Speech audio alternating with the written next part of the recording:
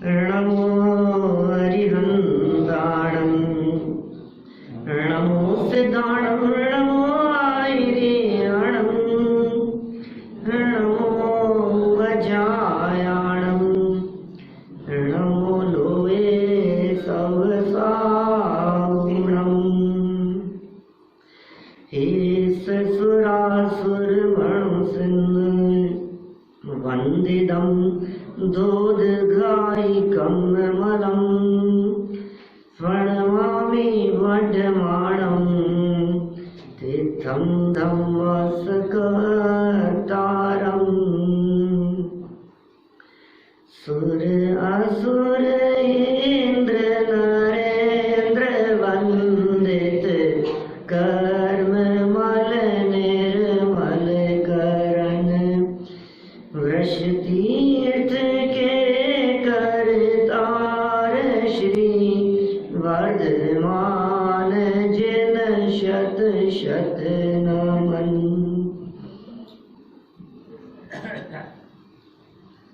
वर्धमान स्वामी को 100 बार वंदन करके इस प्रवचन सार ग्रंथ का लेखन भगवत कुंद कुंदाचार्य देव ने किया। भरत क्षेत्र के जीवों के लिए ये अनुपम अपूर्व अद्भुत भेंट है, जिसमें विधि बतलाई है दर्शन मोह को नष्ट करने की। पहला अधिकार ज्ञान तत्व प्रज्ञापन, इसके 4 अंतराधिकार, उनमें चौथे अधिकार का नाम शुभ परिणाम अधिकार। और शुभ परिणाम अधिकार की यह 80वीं गाथा अपनी यहाँ चल रही है। एक बार गाथा बोलते हैं, फिर दर्शन करने चलेंगे नंदीश्वर में। चलो एक एक चरण बोलता हूँ, रिपीट करना थोड़ा सा, और गाथा जो याद करेगा उसके लिए पुरस्कार की घोषणा उल्लास भाई करेंगे बाद में, है ना, ट्रस्टी है ना। तो जो जान दिया हंतम दौवत गुणत पज्जयतेहिं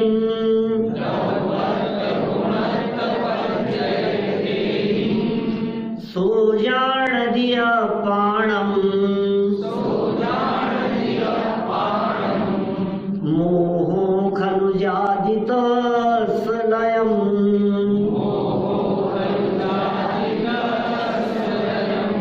सरल है, बहुत सरल प्राकृत है।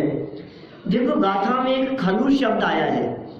खलु, खलु माने जानते हैं क्या होता है? खलु माने खरे खर, निश्चय से, वास्तव में, हकीकत में ऐसा होगा ही होगा। खलु, खलु शब्द उस परमार्थता को बताता है।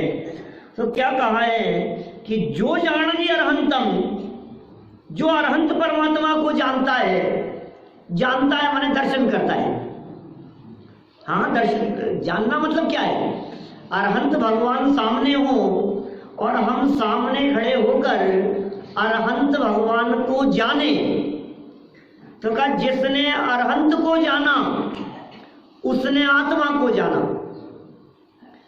और जिसने आत्मा को जाना तो कहा मोहो खलु जाति तत्सलयम, उसका मोह निश्चित ही नाश को प्राप्त होता है। दर्शन मोह के नाश की ये विधि की चर्चा यहाँ चल रही है। कोई व्यक्ति ऐसा न समझे कि मुनिराज थे, बावलिंगी संत थे, दर्शन मोह तो उनके था ही नहीं। और उन्होंने पिछली गाथा के अंत करते हुए लिखा अतो मया, पढ़ा था ना अपन ने, इसके जस्ट पास वाला पेज है, उसमें लिखा था ये गाथा के जस्ट ऊपर वाली लाइन, हाँ, अतो मया मिल गया ना। अतो मया मोह वाहिनी विजयाय बद्धा कक्षेयम, कल पढ़ा था हमने, बद्धा कक्षेयम कमर कसता हूं मया, मैं। कौन लिख रहा है ये लाइन? किसने लिखी है दीपक भाई? अमृतचंद्राचार्य देव ने। और क्या कह रहे हैं? मोह की सेना को नाश करने के लिए कमर कसता हूं। तो अमृत चंद्राचार्य कौन से मोह को नाश करेंगे बताओ? चारित्र मोह को करेंगे। तो फिर ये 80वीं गाथा में आगे चलकर ये दर्शन मोह की बात कैसे आएगी? ये तो चारित्र मोह के नाश की बात होगी ना। जब वे ये कह रहे हैं, अमृत चंद्र स्वामी स्वयं ये कह रहे हैं कि मैं मोह की सेना को नाश करने के लिए कमर कसता हूं, तुम नहीं, मैं कमर कसता हूं, तो वे कौन से मोह की बात करेंगे अनुज भाई? चारित्र मोह की बात करेंगे ना। तो आप कैसे लगाते हुए कि ये चर्चा दर्शन मोह की है? कि नहीं भाई, पढ़ो आगे, ये लिखा है इसमें, नीचे देखना, थोड़ा सा ऊपर उठाओ, थोड़ा सा ऊपर, तीसरी लाइन देखो, यहां दिख रही है? नहीं, इसमें ये टीका है क्या? इसमें 79 नहीं, 80 का देखो। आप देखो ये क्या लिखते हैं, दर्शन मोहो लयम विनाशम क्षयम याति। मिला इसमें? कहाँ है ये? कहाँ मिलेगा तुम्हारे को? जैसे ना चारे की टीका है क्या? नहीं मिलता तो कोई बात नहीं, इतना तो भरोसा भी कर सकते हो आप लोग। मैंने इतना क्या विश्वास नहीं है हमारे ऊपर कि यही देखोगे तो ही मानोगे? हम कह रहे हैं ना, लिखा है यहाँ। ये हम तो गलत पढ़ेंगे यहाँ से? देखो क्या पढ़ रहे हैं हम, मिल जाए तो देख लेना, नहीं मिले तो मेरी तरफ देखना। अरे मेरी तरफ देखने से भी दर्शन हो जाएगा। मैं चला रहा हूं ना, कैसे जाएगा वो देखो। आप विधि तो यहाँ बता रहे हैं, वहां थोड़ी ना होगी। दर्शन मोह ऐसे शब्द का प्रयोग किया, अकेले यहां पर नहीं किया। उसी में मिल गया। दर्शन मोह लयम विनाशम क्षयम याति। और इतना ही नहीं, आगे 2-3 जगह पर इस तरह के प्रयोग किए। जब 80वीं गाथा की टीका समाप्त की, वहां टीका की अंतिम लाइन में कहते हैं, यहाँ मिल गया। हाँ मिल गया, देखो नीचे चौथी लाइन में, संस्कृत की चौथी लाइन, ये फर्स्ट शब्द दर्शन मोह लयम विनाशम क्षयम याति। और दर्शन मोह के नाश की चर्चा कर रहे हैं। हमें तो ऐसा लग रहा था कि यार बात तो देखो कहाँ घुमा दी इन्होंने, चारित्र मोह की बात कर रहे हैं, फिर अभी दर्शन मोह की बात आ गई। अब ये टीका समापन की लाइन देखो, जहाँ टीका समापन कर रहे हैं ना, इसी की लास्ट लाइन देखना, जहाँ खत्म करते हैं। आगे एक पेज आगे होगी, वो ऊपर है। हाँ ये देखो मिल गया। दर्शन मोहांधकार है प्रलीयते। बिल्कुल स्पष्ट शब्दों में दर्शन मोह को नाश की बात कर रहे हैं। तो भैया देखो, ये जो चर्चा चल रही है कुल मिलाकर के, ये दर्शन मोह के नाश की चर्चा चल रही है। कल हम बात आपको बता चुके हैं कि भाई दर्शन मोह को यदि नाश करना हो और उसकी विधि जानना हो तो सुनने के लिए आना। अब आप सब आए हो तो मैं ये मान के चलता हूं कि दर्शन मोह को नाश करना है आपको। कोई गलती से आज आ गया हो तो भैया उठ के जा सकता है बीच में, क्योंकि यहाँ जो चर्चा चलेगी फिर दर्शन मोह बचेगा नहीं। और दर्शन मोह जिसका बचता नहीं है उसको सम्यक दर्शन होता है, और जिसको सम्यक दर्शन होता है उसको भगवान का दर्शन नहीं होता, फिर लोग उसके दर्शन करते हैं। माने वो परमात्मा बनकर के सिद्धालय में जाकर के विराजमान होता है, और एक बार सिद्धालय में जाकर के विराजमान हो जाता है तो फिर उसे टीवी देखने को नहीं मिलता, फिर उसके सामने दूरदर्शन नहीं होता। क्या? क्योंकि सब उसका दर्शन करते हैं ना। क्या? निज दर्शन होता है तो फिर देव दर्शन की जरूरत नहीं होती। और जो सच में यथार्थ में कुंदकुंदाचार्य के अनुसार देव दर्शन करने की विधि जानता है, उसका दर्शन मोह रहता नहीं है। यहाँ दर्शन करने की विधि बता रहे हैं भाई साहब कि साहब अब यही सिखाओगे हमारे को दर्शन करना, कि क्या करें, नहीं आता है तो सिखाना पड़ेगा। एक तो कल गौतम ने किए थे, इंद्रबुद्धि गौतम ने किए थे ना। मुझसे वैसे किसी ने कहा तो नहीं, लेकिन मैं समझ सकता हूं कुछ लोगों के मन में जरूर आई होगी कि पंडित जी कहाँ तो गौतम ने दर्शन किए थे और कहाँ हम करते हैं, किसको किससे मिला रहे हो। और साक्षात भगवान महावीर स्वामी के दर्शन किए और हम कहाँ प्रतिमा के दर्शन करते हैं, दोनों एक समान कैसे होगा? किरण भाई लगता है ऐसा? यार आप कह रहे हो इंद्रभूति ने एक बार किए थे, तो उसको तो साक्षात तीर्थंकर के किए थे ना, समम शरण में विराजमान अनंत भगवान के किए थे कि नहीं? और हम यहाँ मंदिर में जाकर के करते हैं, हम प्रतिमा के दर्शन करते हैं, उन्होंने साक्षात अरहंत के दर्शन किए थे। दोनों में जमीन आसमान का अंतर है, इसलिए उसके तो दर्शन मोह चला गया और चारित्र मोह भी चला गया, और हमारे नहीं जा रहा है। तो प्रॉब्लम ये है कि प्रतिमा के दर्शन कर रहे हैं कि सुनो भैया, उसने दर्शन आत्मा के किए थे कि प्रतिमा के किए थे? वहां जाकर के उन्होंने परम अवतारिक शरीर वालों को देखा था कि उनको देखकर अपने आत्मा को देखा था। और जहां तक चक्षु इंद्रिय से देखने का सवाल है, तो चक्षु इंद्रिय से जैसे वे महावीर भगवान बैठे हुए दिखते थे ना, वैसे ही विराजमान यहाँ प्रतिमा दिखाई देती है। दोनों में कोई फर्क नहीं है, कोई फर्क नहीं है दोनों में। हाथ पे हाथ धरे हुए जैसे महावीर स्वामी वहां बैठे हुए दिखाई देते थे, ऐसे ही हाथ पे हाथ धरे हुए ये प्रतिमाएं यहाँ विराजमान दिखाई देती है। रंच मात्र फर्क नहीं है। आप प्रतिमा के पुजारी हो क्या? जैनी लोग मूर्ति पूजक है कि नहीं? क्यों भैया राव, मूर्ति पूजक है अपन लोग? कुछ तो बोलो भाई। हाँ के ना रजनी भाई? हाँ ना? वही तो कह नहीं, मुझे हाँ नहीं चाहिए क्या? हम मूर्ति पूजक नहीं है दिलीप भाई। हिसाब क्या बात कर रहे हो? आप भी स्थानक वासियों में मिल गए?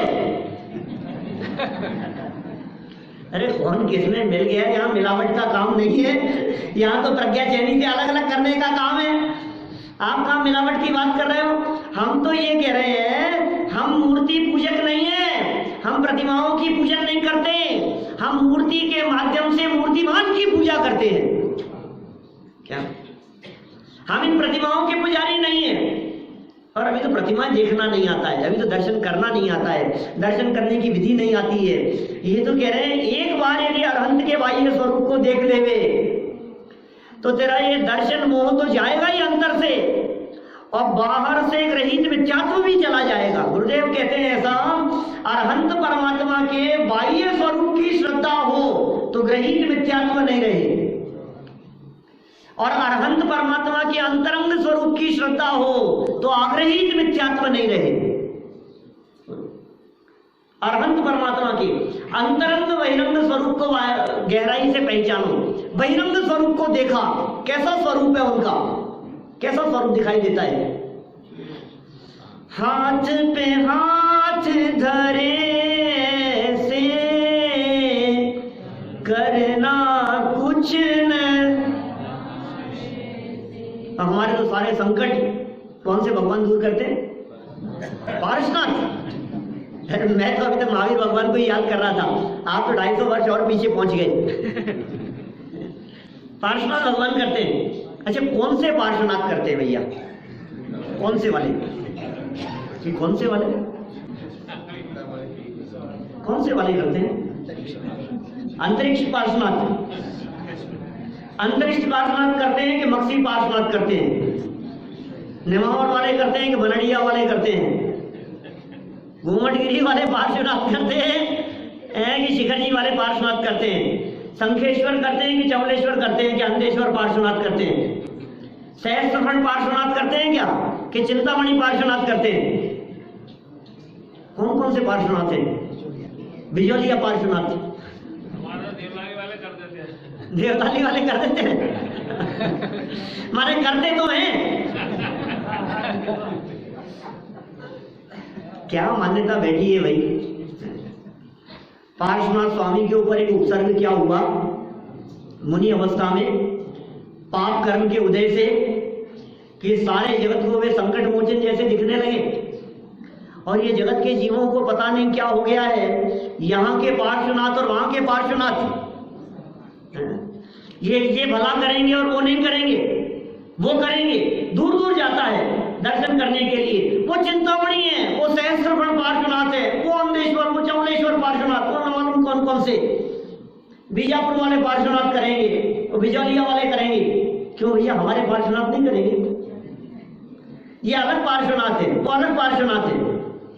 तू बाह्य स्वरूप को भी नहीं पहचानता है, तुझे अभी अनंतों को देखना नहीं आता है, तुझे अभी जिन प्रतिमा के दर्शन करना भी नहीं आता है, तो अनंतों को ही नहीं देख पा रहा है, उनकी प्रतिमा को देखना तुझे नहीं आ रहा है। और प्रतिमा को देख करके, मूर्ति को देख करके जो मूर्तिमान को देखना है वो कहां से दिखेगा? कैसे देखते हैं बोलो भगवान को? कभी कभी ऐसे देखता है प्रतिमाओं को, अरे साहब आपने देखा क्या, मांगी तो की गई है पंडित जी आप? क्या है भाई वहां? 108 फीट की 108 फीट की प्रतिमा। आप हमारे यहाँ आओ, हम आपको दिखाएंगे अंगूठी में प्रतिमाएं। आपने देखी शैलेश भाई? हमारे यहाँ आए थे ना आप एक बार, देखिए आपने मंदिर में हमारे प्रतिमा है, रिंग में एक प्रतिमा है छोटी सी, तेरापंथी बड़े मंदिर टोडरमल जी वाले मंदिर में इतनी सी प्रतिमा है। कैसी महिमा आती है दिलीप भाई, इतनी सी प्रतिमा सुन करके हमारे को महिमा आ रही है। कभी छोटी की महिमा आती है, कभी बड़ी की महिमा आ रही है। कभी कहता है अरे क्या प्रतिमा बनी है साहब, अभी अभी बनी है नई, कभी नई की महिमा आती है, कभी कैसी महिमा आती है, अरे बहुत पुरानी है, चौथे काल की प्रतिमा है, चौथे काल की। तो कभी चौथे काल की महिमा आ रही है, कभी प्रतिमाओं को देखता है तो धातुओं की महिमा आती है। मूड बदली जाते हैं ना, रत्नों की प्रतिमाओं के दर्शन करता है, और क्या प्रतिमा है एक से, और वो लाइट जला करके जब दिखाते हैं, एक एक प्रतिमा के पीछे से लाइट जलाते हैं, और क्या क्या अलग अलग स्टोन, कैसे कैसे रत्नों की प्रतिमाएं हैं, नीलम की दिखती है, माणिक मोती और न मालूम कौन कौन सी प्रतिमाएं, मूंगे की प्रतिमा है, चांदी की प्रतिमा है। हमारे साथ में दर्शन कर रहे थे एक सज्जन, तो बोले मेरे से, पंडित जी ये जो है ये रियल है? क्या बोले? ये रियल है ये स्टोन, ये वाले? हाँ। बट ये जो है ये बगल वाले, ये कितने के होंगे? कितने के होंगे? तुझे मालूम है उनका मूल्य? ये कीमत से उनकी महिमा समझता है, ये असली कीमत नहीं समझता। ये भगवान के दर्शन ये कैसे किए जाते हैं, हमारी ये वीतरागी प्रतिमाएं किस प्रकार की हैं और वे किस बात का संदेश देती है। ये कह रहे हैं तू जान एक बार उनको, अरहंत परमात्मा को। साक्षात यदि समम शरण में बैठे हुए अरहंत परमात्मा से कुछ कम नजर आए तो समझ लेना अभी तुझे देखना नहीं आया।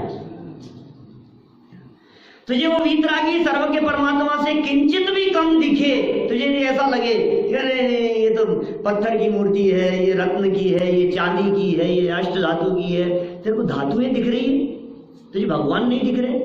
तू भगवान के दर्शन कर रहा है कि रत्न के दर्शन कर रहा है? तू पत्थर के दर्शन कर रहा है या चांदी के दर्शन कर रहा है या वीतरागता के दर्शन कर रहा है? यहाँ दर्शन वीतरागता के किए जाने हैं। इसलिए अरहंत परमात्मा को जानने की बात कह रहे हैं, समझ लेना। दूसरा कोई काम नहीं है, जानने के सिवा दूसरा कोई काम करना नहीं है हमारे को। कि साहब ये दर्शन मोह की विधि तो बता दो मेरे को, क्या करना पड़ेगा, कहीं कठिन काम हो तो फिर हम नहीं करें। ये दर्शन मोह के नाश करने की विधि कुछ कठिन तो नहीं है। तो आचार्य देव कहते हैं नहीं, बिल्कुल कठिन नहीं है भाई साहब। उर्वी भाई वही काम करना पड़ेगा जो काम अनादिकाल से करने की प्रैक्टिस है। इतना सरल है उल्लाल भाई। इस दर्शन मोह को नाश करने की विधि इतनी सरल है कि तुम्हें कोई नया काम नहीं करना है, वही काम करना है जो अनादिकाल से करते आ रहे हो। जिस काम को किए बिना एक समय भी आप रहे नहीं, वही काम करना है। क्या काम करना है? जानना। जानने के अलावा दूसरा कुछ नहीं। पूजा नहीं करनी है, अनुष्ठान नहीं करना है, विधि विधान नहीं करना है, रजनी भाई शिविर नहीं लगाना है। क्या? दर्शन मोह के नाश के लिए। हाँ, विधि जानने के लिए तो लगाना पड़ेगा। माने इसके नाश की विधि क्या है ये जानने के लिए बैठना पड़ेगा। तो क्या विधि है भैया? कि सुनो, जानो, माने जानने से काम होगा। एक तो ये कह रहे हैं कुंद स्वामी। दूसरी बात, साहब जान तो रहा ही हूं मैं, जानने के बिना तो रहता ही नहीं हूं। कि नहीं, जानना तेरा काम है। अब उस ज्ञान का विषय क्या हो, करना क्या है कि जानना, ये जानन क्रिया। और किसको जानना है? तो बोले पहले अरिहंत को। और जानना कैसे है, पूरी बात बताते हैं कुंदकुंद स्वामी। अधूरा काम नहीं है, जानने से काम होगा। सबसे पहले किसको जानना है और उनको जानना है तो कैसे जानना है, 3 बातें हो गई। जानना किसको है भैया? सबसे किसको जानना है? अरिहंत को जानना है कि नहीं, जानना तो आत्मा को है क्या। लेकिन आत्मा डायरेक्ट जानने में नहीं आता है ना, अपना स्वरूप डायरेक्ट जानने में नहीं आता। इसलिए कहते हैं तू अरिहंत को देख, अरिहंत को देख और फिर क्या कर कि फिर अपने को देख। अरिहंत को देख करके अपने को देख। गाथा में अरहंतों से मिलान करके बताया है। अभी दम्भत्व गुणत्व पज्येत की चर्चा तो हम करेंगे विस्तार से, क्या वो तो चर्चा करने ही वाले हैं। पहले अरहंत परमात्मा से मिलान क्यों करवाया है यार? कई शास्त्रों में कुंदकुंदाचार्य की इन पंक्तियों के अलावा मेरे कहीं पढ़ने में नहीं आया। हेमचंद जी साहब आपके कहीं पढ़ने में आया हो तो बताओ। शैलेश भाई आपके कहीं पढ़ने में आया हो तो बताओ। सिद्धों से मिलान के लिए तो 50 प्रसंग मिल जाएंगे। मम स्वरूप है सिद्ध समान सदा पद मेरो, ऐसे ऐसे बहुत वचन मिलेंगे जहां सिद्धों से मिलान करने की बात कही गई होगी। अरहंतों से मिलान करने वाला मेरे को इसके अलावा दूसरा कोई प्रमाण ख्याल में नहीं आता। आपको कहीं दिखता हो तो बताओ। तो मेरा स्वरूप अरहंतों के समान है या मेरा स्वरूप सिद्धों के समान है? जिनमें के दर्शन से मिथ्यात्व के टुकड़े हो जाते। वो तो आता है जिनमें दर्शन से होते हैं। वो तो निरक्ति निकाचित जैसी कर्म प्रकृतियां भी खंडित हो जाती है, ये तो बराबर है। और ये तो नंदीश्वर दीप पूजन में भी पढ़ा, लखी होत सम्यक धर्म। क्या नंदीश्वर दीप में जाकर अभी जा रहे हैं देव लोग नंदीश्वर दीप में, और अपना चलने का प्रोग्राम हो तो फिर यहाँ से कटाना पड़ेगा। ये यहां से छूटे बिना वहां जा नहीं सकते। मैंने कहा था अभी, मेरे से कही कि आप नंदीश्वर नहीं चलो, तो मैंने कहा देव लोग जा सकते हैं और देवगति में जाने के लिए मरे बिना स्वर्ग मिलता नहीं है। आप शायद चले गए थे उस समय की बात है। तो माने स्वर्ग में जाए बिना काम नहीं चलेगा, तो चले पहले स्वर्ग में चले कि नहीं भाई साहब भावना से कहीं भी जा सकते हैं। ज्ञान में इतनी सामर्थ्य है जो कहीं भी जा सकता है। जब देवगति के जीव, चारों प्रकार के देव इस अष्टानिका के प्रसंग में नंदीश्वर दीप जाते हैं और वहां जाकर अकृत्रिम जिन बिंबों के दर्शन करते हैं, तो अकृत्रिम जिन बिंबों के दर्शन करते हुए वो ध्यानत राय जी तो पूजन है ऐसा कहते हैं, देखने मात्र से सम्यक दर्शन की प्राप्ति हो जाती है। मुझे समझ में नहीं आया, देख रहे हैं प्रतिमा को और हो रहा है सम्यक दर्शन, तो प्रतिमा के दर्शन का नाम सम्यक दर्शन है क्या? ये नहीं भाई। प्रतिमाओं को देखा और प्रतिमाओं में वीतरागता को देखा और प्रतिमाओं को देखकर उनके अकृत्रिम स्वरूप को देखा, और अकृत्रिम प्रतिमाओं को देखकर जब अकृत्रिम स्वरूप को देखा तो अपना अकृत्रिम स्वरूप ख्याल में आया। जब अपना अकृत्रिम स्वरूप ख्याल में आता है तो दृष्टि वहां नहीं जाती, दृष्टि लौटकर यहां आ जाती है। क्या कहा? सारे जिनागम में सिद्धों से मिलान करने की बातें कही, यहां अरहंतों से मिलान करने की बात कह रहे हैं। ऐसा क्यों? कि सुनो, यदि आचार्य कुंदकुंद स्वामी यहां कहते कि जो जान दी सिद्धाणम, सिद्धों को जानने की बात कहते और दम्पत्व गुणत्व पज्येत बाकी वही कहते सारी बातें, तो एक समस्या खड़ी होती। लोग सामने से ये बात कहते कि साहब ये बात समझ में नहीं आ रही, हमारे को सिद्ध होते कैसे हैं आखिर ये तो बताओ। हम मिलान तो कर लेंगे हम, लेकिन जिनसे मिलान करना है कम से कम वो सामने तो चाहिए जो, हाँ हमारे जैसे होने चाहिए, मनुष्य जैसे दिखने चाहिए, तब तो हम मिलान करें। अब किसका किससे मिलान करें बतलाओ? वो कहाँ सिद्ध परमात्मा अदृश्य अमूर्तिक और हम ये शरीर वाले, हमारा तो कोई मेल ही नहीं खाता है, और वो भी दिखते नहीं है, और दिखते नहीं है और हम कहें मिलान करो। ऐसा हो सकता है क्या?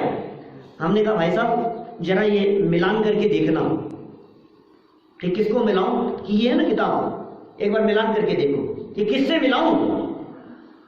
कि नहीं वो उससे मिलाओ, वो कुंदकुंदाचार्य के जो ग्रंथ है ना, जो 84 पाहुड़ में से जो लुप्त हो गए हैं, जो अवेलेबल नहीं है, एक बार उनसे मिला के देखो कि है कहाँ। जिनसे मिलान करना है वो सामने तो होना चाहिए, तो अरिहंत सामने दिखते हैं, अरहंतों के जिनबिंब सामने दिखते हैं, अरहंतों की प्रतिकृति सामने दिखाई देती है, इसलिए अरहंतों से मिलान करने की बात कही। और सुनो, मिलान करने के बाद, कल भी मैंने एक वाक्य कहा था, मिलान करने के बाद यदि अंतर दिखाई दे रहा हो क्या, तो और मिलान करो। कि कब तक मिलान करें? कि तब तक मिलान करो जब तक मिल नहीं जाए।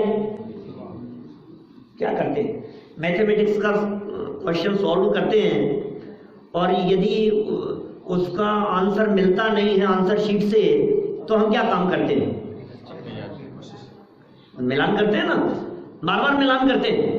उसी उत्तर को मिलान करते हैं कि कुछ सुधार करके मिलान करते हैं? उसको तो कितना मिलाएंगे, एक बार मिला लिया, नहीं मिल रहा है तो फिर चेक करो, फिर चेक किया, फिर चेक करने पर जहां गड़बड़ी थी उसको सुधारा, और फिर मिलान किया। तो कब तक मिलाना है आपको? जब तक मिल नहीं जाए। तो अपने स्वरूप को अरहंत परमात्मा से मिलाना है, कि जब उनसे मिलाया अपने स्वरूप को, और अंतर जब तक दिखाई दे रहा है दोनों में, वही पर्यायातिक चक्षु द्रव्यातिक चक्षु की बात करता हूं, 114वीं का था इसी प्रवचन सार में। वो क्या कहते हैं कि अरहंत परमात्मा को द्रव्यातिक चक्षु से देखें या पर्यायातिक चक्षु से देखें? बोलो कैसे देखना? बोलो भगवान जी, अरहंत भगवान को द्रव्यार्थिक से देखें या पर्यायार्थिक से देखें? एक बता दो, एक को तो बंद ठीक है, लेकिन कौन सी करें ये बता दो आप। तो मुझे लगे तो मेरा ही नष्ट होगा दर्शन मोह। देखो क्या करना है, क्या करें किरण भाई, बोलो। दर्शन वे द्रव्यार्थिक वाली चक्षु बंद करूं या पर्यायार्थिक वाली? सुनो, दो काम है, दो बातें हैं। आपको यदि अरहंतों की भक्ति करना हो तो द्रव्यार्थिक वाली बंद करके पर्यायार्थिक वाली खुली रखना। क्या कहा? क्योंकि यदि गलती से पर्यायार्थिक चक्षु को बंद करके द्रव्यार्थिक चक्षु को साथ में लेकर उनके पूजन विधान करने के लिए बैठ गए, तो आप पूजन नहीं कर पाओगे, आप भक्ति नहीं कर पाओगे। क्योंकि द्रव्यार्थिक चक्षु से देखने पर तो उनकी महानता ही नहीं दिखेगी आपको, फिर भक्ति कैसे होगी?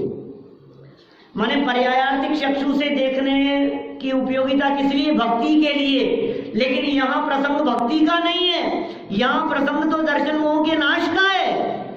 तो क्या करें कि पर्यायार्थिक चक्षु को बंद करो और द्रव्यार्थिक चक्षु से देखो, तो समानता देखो। और जब समानता दिखती है, जब दोनों एक समान होते हैं, तो फिर दृष्टि वहां रहती नहीं है, फिर दृष्टि अपने ऊपर ही आ जाती है। अब क्या देखना है, ऐसा तो अपने पास ही है।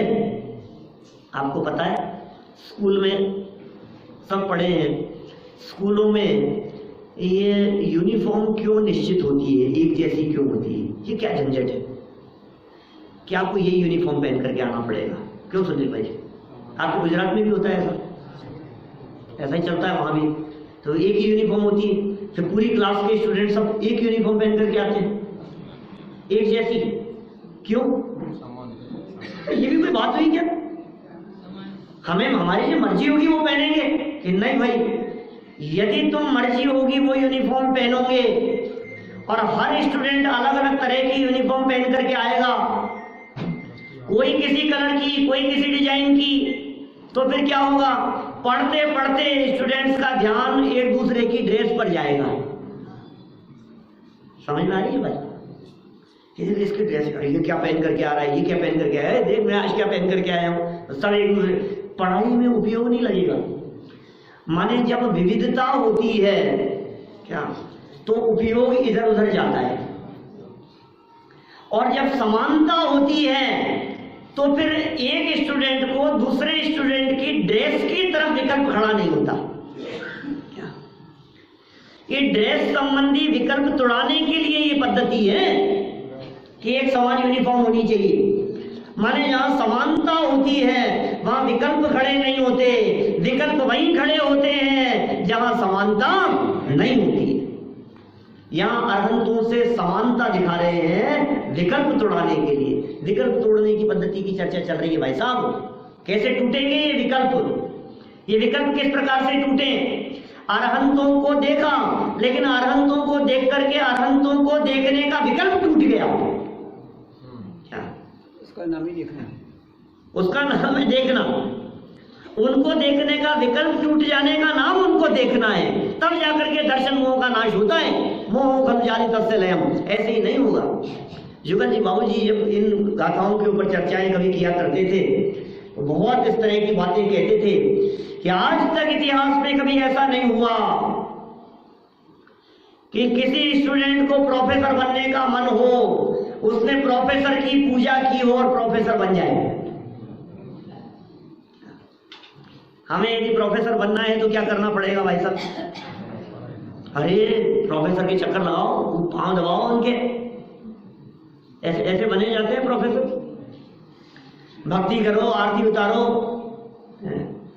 जब भी उनके यहाँ जाओ थोड़ा सा मिठाई उठाई लेकर के जाओ, गिफ्ट ले जाओ, भेज दो उनको, चरण छुओ उनके, कभी कभी मालिश कर दिया करो, कभी कभी उनके घर के भी काम निपटा दिया करो, बाजार से सब्जी ले आया करो, है ना? बन जाएगा ना प्रोफेसर। प्रोफेसर का चपरासी बनेगा, और चपरासी भी नहीं, गुलाम बनेगा। आज तक कभी ऐसा नहीं हुआ कि कलाकार बनने की इच्छा रखने वाले ने कभी किसी कलाकार की पूजन की हो। ये सीखना पड़ता है कि इसने आखिर ये कला कैसे सीखी है, आखिर ये प्रोफेसर कैसे बने हैं। तो यहां क्या करना पड़ेगा? अरहंत बनने की इच्छा रखने वालों को अरहंतों की पूजन करने से काम नहीं चलेगा, ये सीखना पड़ेगा, ये पद्धति, ये विधि सीखनी पड़ेगी कि अरहंत आखिर अरहंत कैसे बन गए, वो पद्धति क्या है, आखिर ऐसा क्या हुआ कि अरहंत बन गए। अरे नित्य निगोद से निकले थे हम, अनंत काल हमने साथ में बिताया है, आपको मालूम है? हमारे क्लासमेट रहे कौन? महावीर स्वामी। हाँ, झूठ नहीं कह रहा, सच कह रहा हूं। सभी के, सबका तो कैसे कहूं? हमारे क्लासमेट रहे महावीर स्वामी, और आज देखते हैं हम तो कहां से कहां पहुंच गए। और हम जब जब उनको देखते हैं, कोई बात नहीं, मैं भी आ रहा हूं, तुम पहुंच गए हो ना, तुम्हारे बगल में आकर के बैठूंगा। ये दृढ़ता जब तक अंदर में नहीं हो तो कमर कस, इतनी दृढ़ता से कमर कसे कि अब दूसरा कोई काम नहीं दिखता है। जैसे समझ लो कोई ऐसा कोई बड़ा काम आ जाए ना, इनकम टैक्स का कोई ऐसा कोई लफड़ा कोई फंस जाए, तो फिर इसको खाना पीना नहीं दिखता है, फिर उसको सोते उठते बैठते बस वो एक ही धुन सवार रहती है कि कैसे ये झंझट निपटे। एक ही धुन सवार होती है। ऐसे ही कहते हैं बस एक ही धुन सवार हो इस दर्शन मोह को नाश करने की, दूसरा कुछ नहीं। जिसके दिमाग में भी दूसरा विकल्प दिखाई देता है, इसका मतलब ये है उसके दर्शन मोह का नाश होने का काल नजदीक नहीं आया है। आप कमर तो कसो, ये दर्शन मोह जाने वाला है, ये घबरा रहा है। कल हमने कमर कसने की बात कही थी और आज सब कमर कस के आ गए। मैं कहता हूं आपके अंदर बैठा हुआ मिथ्यात्व वो घबरा रहा है। किरण भाई यार ये कमर कस के आ गए, पता नहीं क्या होगा मेरा, तो घर खाली नहीं करना पड़े मेरे को कहीं ना कहीं, ये घबराहट हो रही है, ये मिथ्यात्व डरता है, ये कमजोर है बहुत ज्यादा, घबराहट होती है उसके मन में। लेकिन कह तो रहा हूं मैं, आप लोगों के चेहरे देख करके लगता नहीं कि कमर कस के बैठे हो, सब कमर ढीली करके बैठे हैं। दोपहर का समय, आराम का समय है, सबकी कमर ढीली हो रही है, और सुबह से बैठे बैठे वैसे ही ढीली हो जाती है। बहाने बनाते हैं। क्या हुआ साहब कि नहीं वो घर पे काम वाली आ गई थी, आजकल स्वाध्याय में नहीं दिख रहे हैं। हाँ पंडित जी क्या करें, थोड़े से स्टैंडर्ड के होते हैं अपने बहाने भी। वो निहाल भाई जैसे अंतराय की बात नहीं कर रहा हूं। ये स्वाध्यायियों के अंतराय कैसे होते हैं? पंडित जी क्या करें, अंतराय कर्म का उदय चल रहा है ना थोड़ा सा, इसलिए आ नहीं पा रहा हूं। इतना तो सीख गया। प्रवचन में बैठे बैठे क्या नींद आती है आपको? क्या बात है? दर्शनावरणी, निद्रा दर्शनावरणी कर्म का हो जाएगा, बहाने बनाता है। ये जनवाणी को बहाने बनाने के लिए रखता है साथ में। कभी आसाता वेदनी कर्म के उदय की बात करता है। थोड़ा आसाता का उदय चल रहा है आजकल, तो क्या बताऊं आपको, बैठ ही नहीं पा रहा हूं मैं। कभी आसाता का उदय दिखता है, कभी अंतराय का उदय दिखता है, कभी दर्शनावरणी कर्म का, निद्रा दर्शनावरणी कर्म का उदय दिखता है। और अभी हम कहते हैं ना, गाथा कितनों को याद हुई कि नहीं ज्ञानावरणी कर्म का ऐसा उदय है कि याद ही नहीं होता, कर्म ही कर्म का उदय दिखता है। टोडरमल जी साहब लिखते हैं मोक्ष मार्ग प्रकाशक में, वो कहते हैं स्वयं तो महंत बने रहना चाहता है और अपना दोष कर्माधिक पर लगाता है। जिनमत विषय ऐसी अनीति संभव है नहीं। जैन दर्शन में ऐसी अनीति संभव नहीं है भाई साहब। तू महंत बने रहना चाहता है तो दोष लगा रहा है उनके ऊपर। काम तो करना नहीं है तुझे, ये काम करने के लिए कह रहे हैं कि साहब करूं क्या, ये बता दो आप, तो क्या करूं एक बार बता दो आप कि सुन जान। किसे जानूं? पहले अनंत को जानो। क्या अनंत को जानने की बात क्यों कह रहे हो? क्योंकि वो दिखते हैं, सिद्ध नहीं दिखते हैं। कि उनको जानने से क्या होगा? अरे जानूंगा उनको और दिखेगा आत्मा, ऐसा कैसे होगा कि स्वरूप एक जैसा है ना, तो उनको देख करके याद आ जाती है। न्याय शास्त्रों में एग्जाम्पल देते हैं छतरी का, प्रतिविज्ञान के लिए।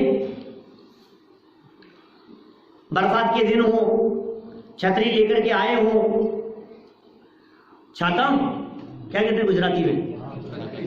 छतरी कहते हैं। हिंदी गुजराती एक जैसे हो गए यहाँ छतरी पे।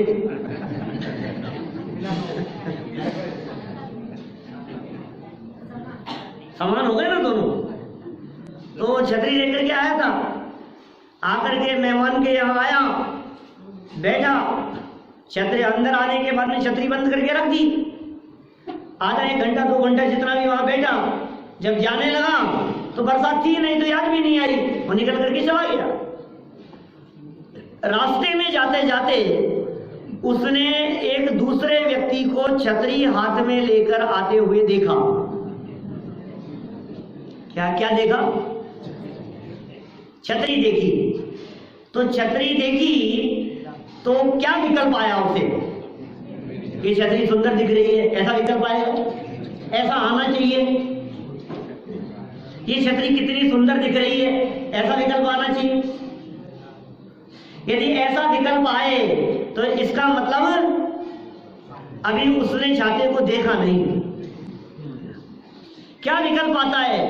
उसकी छतरी देख रहा है और क्या दिख रही है? खुद की छतरी दिख रही है, मति ज्ञान से श्रुत ज्ञान हो गया। माने ये तो चक्षु इंद्रिय का विषय मति ज्ञान, और श्रुतम मति पूर्वम, श्रुतम मति पूर्वम द्वैनिक द्वादश भेदम।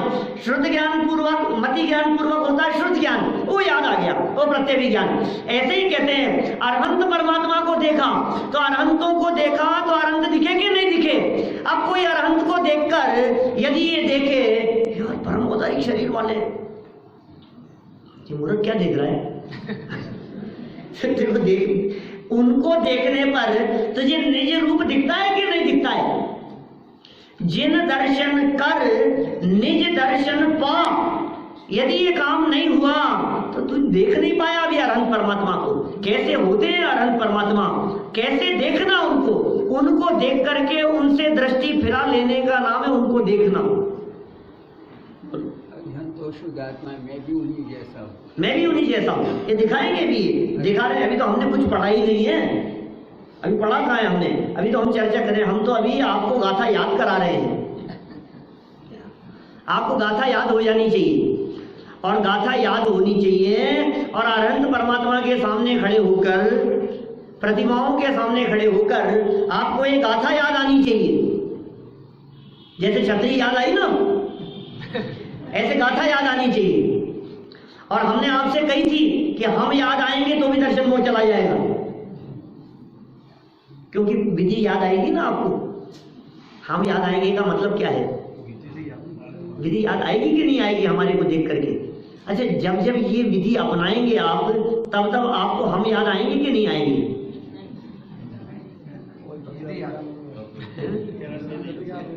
नहीं आएंगे, मतलब हमारा यहाँ आना ही बेकार हो गया। शैलेश भाई, यही हाल है समाज का, कितना भी समझा दो कोई याद नहीं करने वाला। ऐसा ही है सच में, कौन किसको याद करता है? हम सोचते हैं हम आए हैं देवलाली और हमने क्या शिविर के अंदर व्याख्यान किए कि सुनो, ये जो ट्रस्टी गण बैठे हैं ना, सब सोचते हैं पंडित जी तुम्हारे जैसे 5660 आते हैं साल में यहाँ। इतने नहीं आते होंगे, इतने श्रोताओं को मिला करके कितने आते हैं बताओ? आप गए, अभी पीछे कोई विद्वान आए थे, फिर अभी आगे महीने भर में फिर कोई आने वाले हैं, फिर कोई आने वाले हैं। तुम अपने आप में सोच के चलते रहो ऐसा ही। कौन किसे याद करता है? सुनो, कोई किसी को याद नहीं करता। इसलिए हम ये कह रहे हैं कि तुम भी अपने आप को ही याद रखो, किसी और को याद मत करो। सार्थकता इसी में है, सब अपना अपना ही काम कर ले। अपना पता याद रखो बस। पता यदि याद है तो भटकने की संभावना नहीं है। और पता क्या है तो ये कह रहे हैं, देखो थोड़ा पढ़ते हैं अपन आगे, थोड़ा बात को बढ़ाते हैं यहाँ। जो जान दी अरहंतम, बोलो जरा, जो जान दी अरहंतम, जाने अरहंत को कैसे जाने? कैसे जाने? दवत गुणत बचेते हैं। हम तो अरहंत कहती, तुम्हें क्या दिखते हैं बताओ? चलो अभी कोई बात नहीं। रणमो अरिहंताणम, आंख बंद करके रणमो अरिहंताणम, रणमो अरिहंताणम, क्या दिखा तुम्हारे आंखों के सामने? क्या आया बताओ? क्या दिखा? क्या है? नमो अरिहंताणम कह रहे तो क्या दिख रहा है? वो बालकोट पाठमाला भाग 1 का फोटो दिख रहा है आपको? अरहंत भगवान वाला प्रतिमा ऐसे विराजमान है, नीचे कमल लगा हुआ है, इधर दोनों तरफ चमन है, ऊपर 3 छत्र हैं, ऐसे दिख रहे हैं ना अरहंत?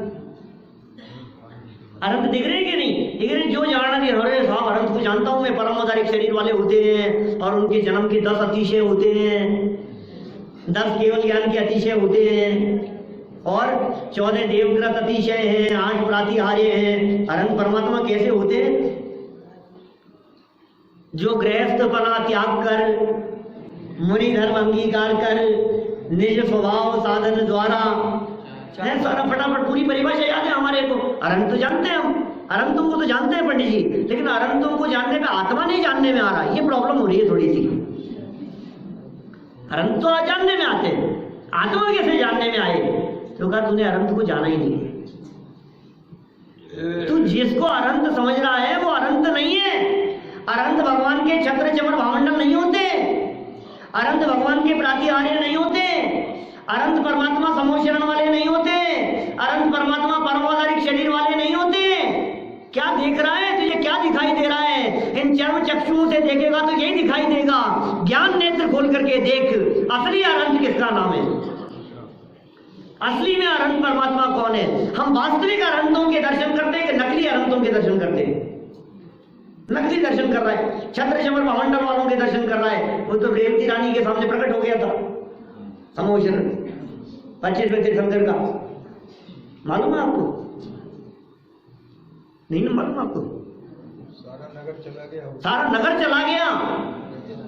भगवान महावीर स्वामी के निर्वाण जाने के बाद 24 तीर्थंकर हो चुके थे। नवीन भाई, एक और परीक्षा लेने के लिए, उनकी दृढ़ता की परीक्षा करने के लिए, रेवती रानी की रानी थी, वो दृढ़ थी, अमूढ़ दृष्टि नाम के अंग में प्रसिद्ध हुई है। उसकी दृढ़ता परीक्षा करने के लिए स्वर्ग से देव और अनेक अनेक प्रकार के मेले लगाए गए, ब्रह्मा विष्णु महेश आदि को, और फिर बाद में नहीं आई वो देखने के लिए, तो समोशरण की रचना कर दी, समोशरण लगा दिया। फिर तो आ गई होगी देखने के लिए। अरे नहीं, श्रद्धा तो है कि तीर्थंकर तो 24 ही होते हैं, देखने में अपने बाप का क्या जाता है? देखने में क्या हो गया? नहीं अपन नहीं देखने में क्या हो गया भाई? अच्छा सही सही बताओ, उस रानी की जगह आप लोग होते तो क्या करते? है चले जाते देखने के लिए? सही से बताओ ना, बोलो तो सही। नहीं जाते? क्या बात कर रहे हो? सब चले जाते, सबके चेहरों ने बता दिया कि हम चले जाते। ये कह रहे हैं भाई साहब, अरहंत को छोड़ करके तेरे को यदि कहीं दूसरी जगह पर जाने का विकल्प आता है, इसका मतलब ये है कि अभी दिल्ली बहुत दूर है। ये अरहंत परमात्मा के अलावा दूसरा कोई तारणहार नहीं है।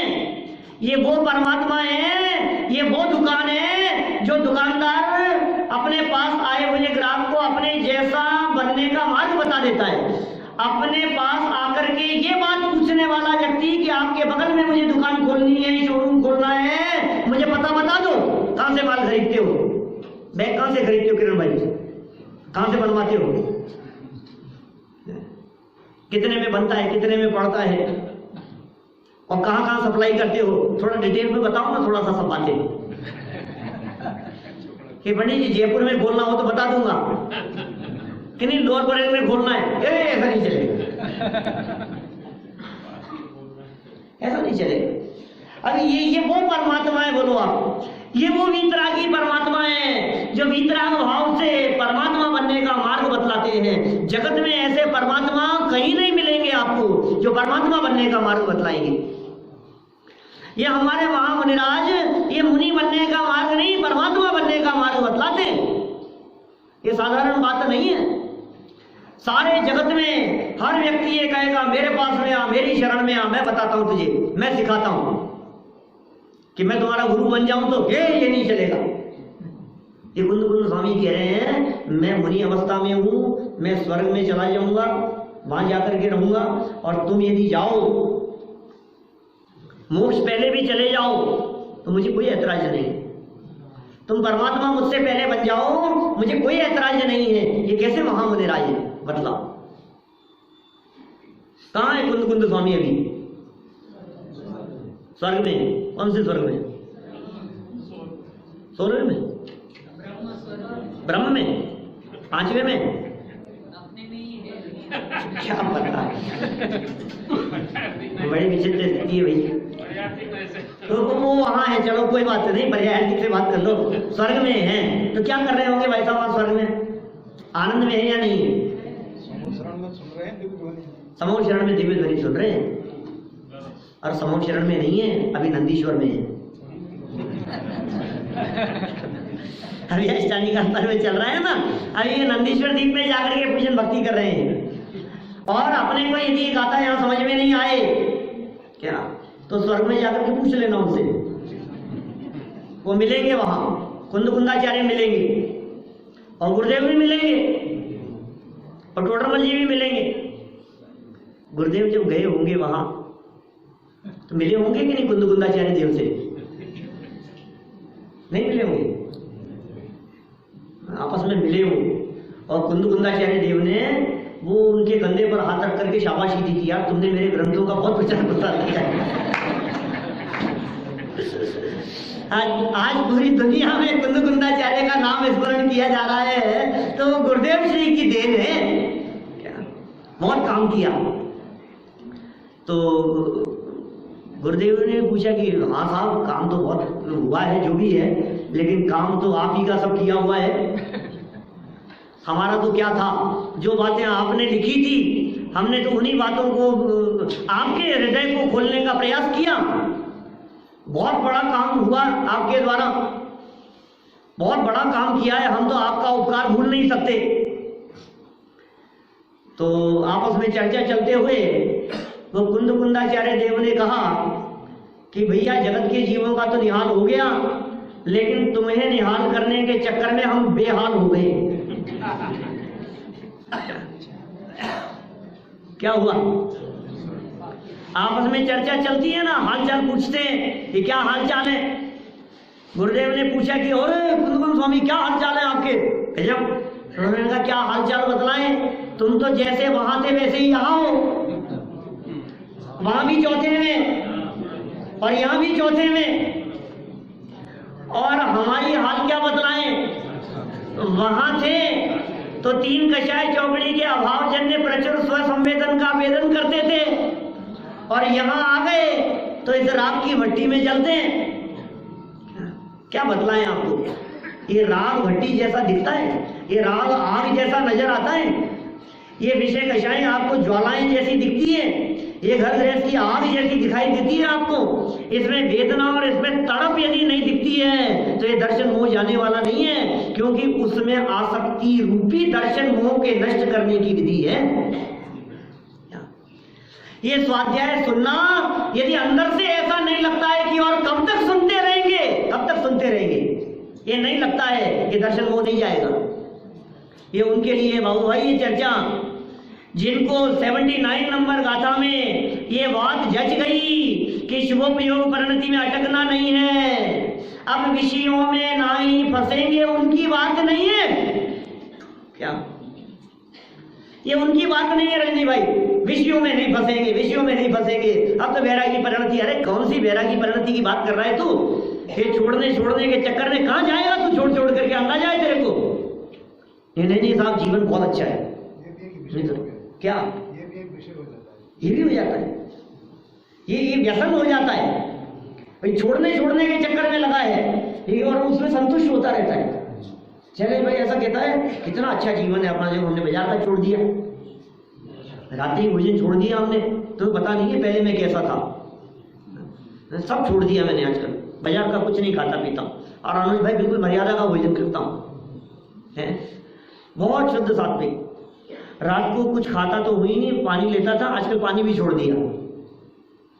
अब कितना अच्छा हो गया जीवन, पानी तो छोड़ा ही था, अब मैंने थोड़ा सा कोशिश ये की कि सूर्यास्त के पौन घंटे पहले 48 मिनट पहले अपना भोजन आदि समाप्त हो जाए, और मैं सफल हो गया आजकल तो बिल्कुल निवृत्ति ले रखी है।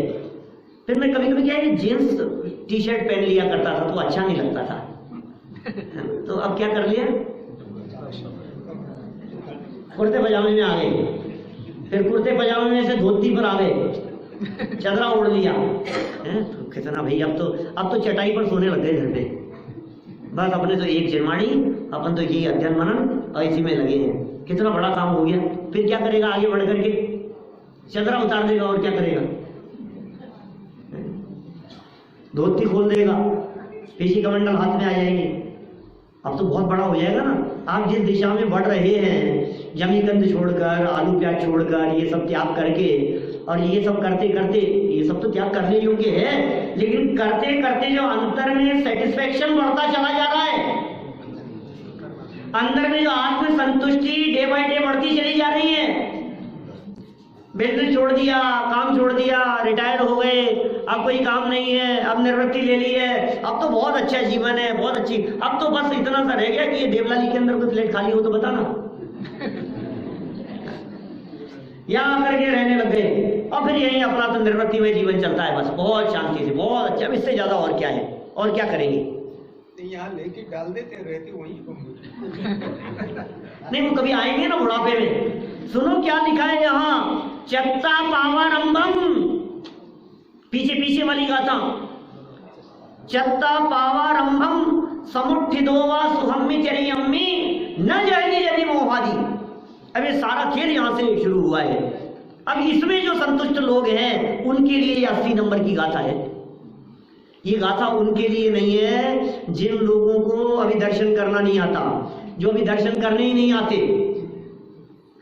जो लोग रात्रि भोजन करते हैं उनके लिए चर्चा नहीं है। जिनका रात्रि भोजन छूट गया, जिनका आलू प्याज जमीकंद छूट गया, जिनका बाजार का खान पान छूट गया, जिनका अत्यंत शुद्ध सात्विक जीवन है, अब कह रहे हैं दर्शन मोह कैसे जाए, उनके लिए ये विधि बताते हैं। ये दर्शन मोह के नाश की विधि मतलब पहला स्टेप है। कैसे जानो अरहंतों को, समूह शरण वाले नहीं होते भैया हमारे अरहंतों वाले। तीर्थंकर परमात्मा, तीर्थंकर अरहंत समूह शरण वाले होते हैं? नहीं होते। कैसे होते हैं अरहंत? कि भैया असली अरहंतों को यदि आपको जानना हो तो द्रव्य से जानो, तो असली अरहंत जानने में आएंगे। गुण से जानो और पर्याय से जानो कि अरहंत के द्रव्य गुण पर्याय कैसे दिखेंगे। कि दिखेंगे ना, हम दिखाएंगे आपको, दिखेंगे। अनंत परमात्मा का द्रव्य भी दिखेगा। कि साहब शरीर दिखेगा कि द्रव्य दिखेगा? कि शरीर के भीतर विराजमान चैतन्य द्रव्य दिखेगा, वो चैतन्य तत्व दिखाई देगा, उसके गुण भी दिखाई देंगे और उसकी पर्याय भी दिखाई देगी। और जब एक बार आप उसको गहराई से इस रूप में देखेंगे तो फिर आपको अपना आत्मा भी वैसा ही दिखाई देगा और फिर मोह भी नाश को प्राप्त होगा। हम सभी का मोह शीघ्र ही अरहंत परमात्मा के दर्शन करके अपने आत्म दर्शन पूर्वक नाश को प्राप्त हो, इसी भावना से बात को यहीं विराम देता हूँ। ये द्रव्य गुण पर्याय की चर्चा करूंगा शाम के प्रवचन में।